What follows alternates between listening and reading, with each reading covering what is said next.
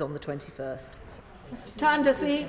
Thank you very much. Madam Deputy Speaker, many of my Slough constituents, including members of the Sikh community and local Gurdwaras, have written to me regarding their serious concerns about the safety of protesting farmers in their attempt to march towards the Indian capital, New Delhi.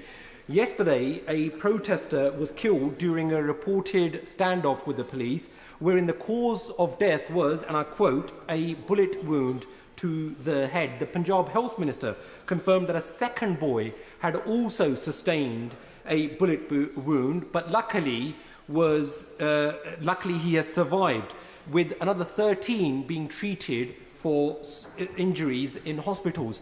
And today, the BBC have reported that Twitter admitted to being compelled against their wishes to take down legitimate posts and accounts of activists. So does the Leader of the House agree with me that freedom of expression and the safety of protesters and their human rights must be protected? And what representations has the government made to its Indian counterparts to that effect?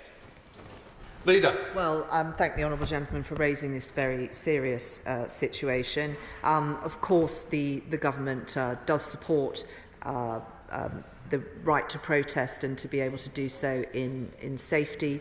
I shall make sure that the Foreign Office have heard his concerns and ask the relevant minister to get in touch with his office.